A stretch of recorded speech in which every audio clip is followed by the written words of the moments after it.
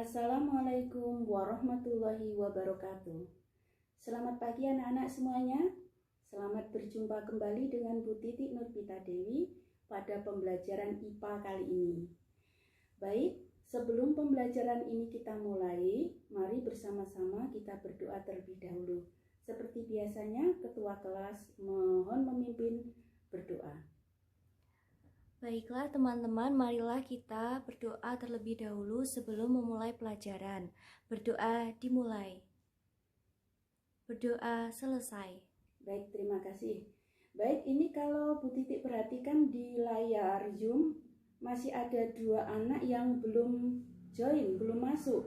Atas nama Anissa sama Widya. Ada yang tahu Anissa kenapa? Kurang tahu, Bu.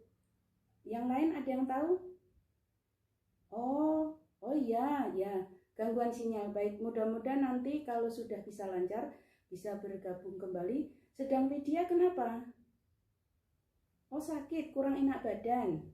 Apa ada yang sudah menanyakan keadaannya? Oh sudah periksa dan sekarang istirahat di rumah. Baik, mudah-mudahan Widya segera diberi kesehatan dan bisa mengikuti pelajaran serta aktivitas yang lain seperti sebelumnya. Anak-anak, pada hari ini kita akan memasuki bab baru, yaitu bab yang kedua, yaitu sistem perkembangbiakan pada tumbuhan dan hewan serta penerapan teknologi pada sistem reproduksi tumbuhan dan hewan. Nah anak-anak, apakah kalian sudah tahu tujuan dan manfaat kita mempelajari sistem perkembangbiakan pada tumbuhan dan hewan ini? Nah, tujuan kita mempelajari bab ini adalah untuk menghargai dan menghayati ciptaan Tuhan serta keteraturan alam di sekitar kita. Sedang manfaat yang kita peroleh dengan mempelajari materi ini dapat membantu memahami cara tumbuhan dapat tumbuh dan berkembang biak sehingga kamu dapat dengan mudah mengembangbiakkan dan melestarikan. Kompetensi dasar yang akan kita pelajari pada pertemuan kali ini yaitu menganalisis sistem perkembangbiakan pada tumbuhan dan hewan serta penerapan teknologi pada sistem reproduksi tumbuhan dan hewan.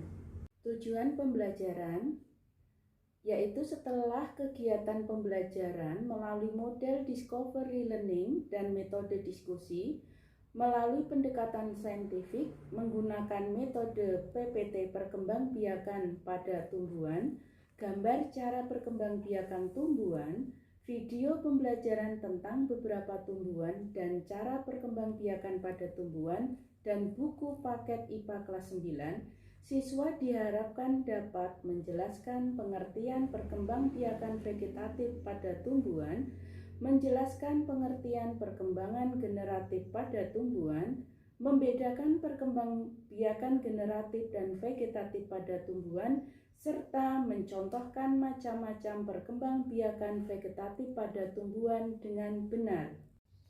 Oke. Nah anak-anak, siapa di antara kalian yang sudah mengetahui bagaimana tumbuhan itu berkembang biak? Ada yang bisa menjawab? Oh ya, Nasinta, apa coba pendapatmu? Ya, bagus. Salah satu perkembangbiakan tumbuhan dengan mencangkok, boleh. Ada yang lainnya? Ya, dengan stek, bagus. Ada yang lain? Bagus sekali. Iya, salah satu perkembangbiakan tumbuhan bisa menggunakan organ bunga.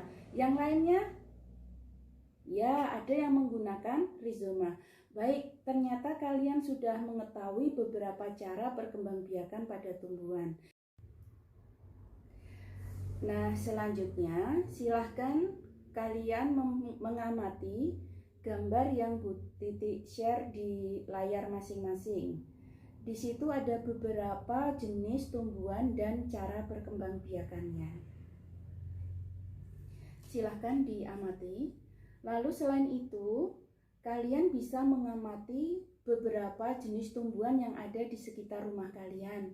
Mungkin di depan rumah kalian ada tanaman, ada bisa tanaman bunga, ada mangga, ada rambutan, ada pepaya atau lainnya. Bisa kalian amati sebentar untuk mendukung pembelajaran kali ini. Selain itu, silahkan kalian membaca buku siswa pada halaman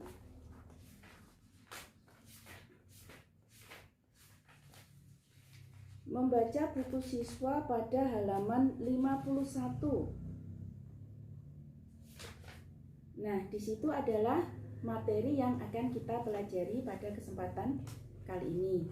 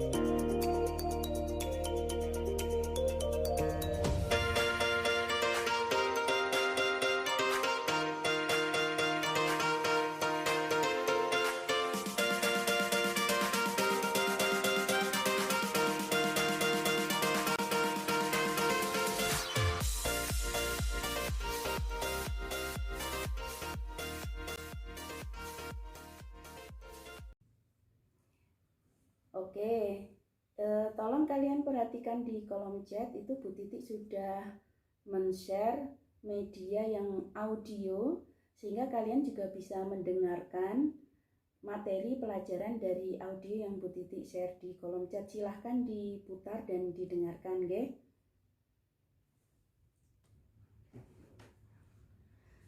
Sampai di sini ada yang mau ditanyakan anak-anak? Mari silahkan, siapa mau bertanya? Siapa? Tunjukkan tangan di layar.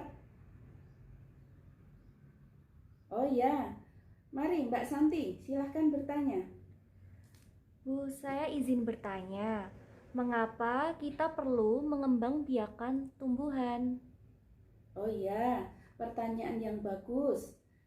Kira-kira untuk apa kita perlu mengembangbiakkan tumbuhan tersebut? Seperti pada pembelajaran bab 1 kemarin tentang sistem reproduksi pada manusia, mengapa kita perlu mengembangbiakkan tumbuhan? Karena juga dalam rangka untuk menjaga kelestarian hidupnya. Begitu nggak Mbak Santi? Baik Bu, terima kasih. Ya. Baik, untuk selanjutnya Bu Titi ingin meminta kalian mengerjakan tugas pada LKS yang sudah kalian miliki dan bisa didiskusikan bersama teman-teman.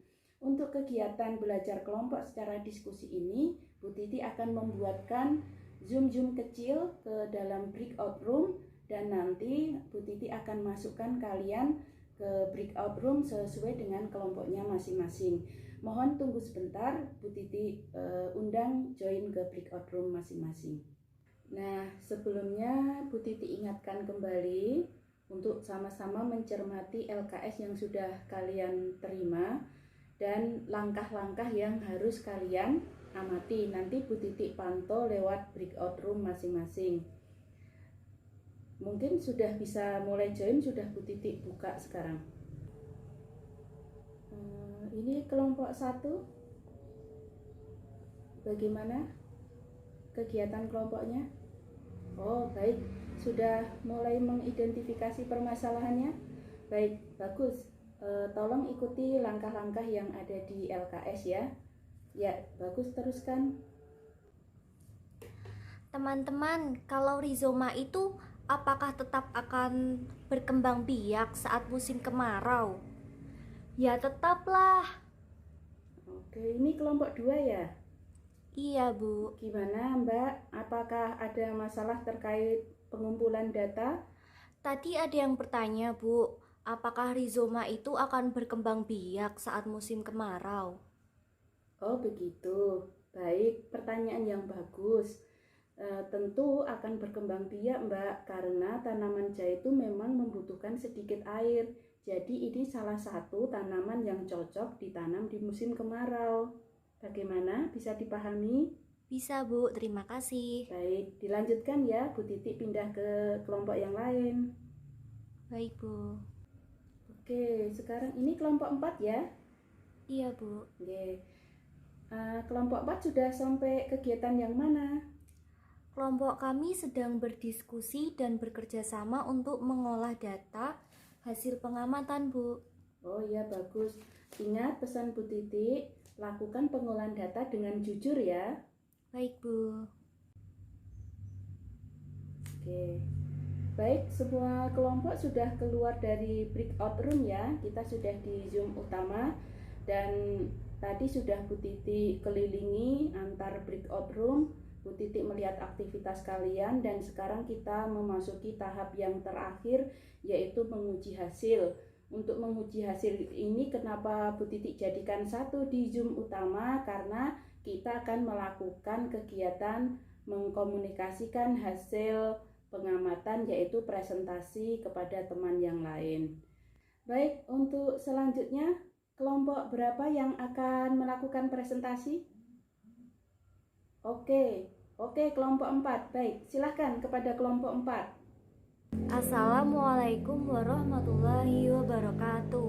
Waalaikumsalam warahmatullahi wabarakatuh.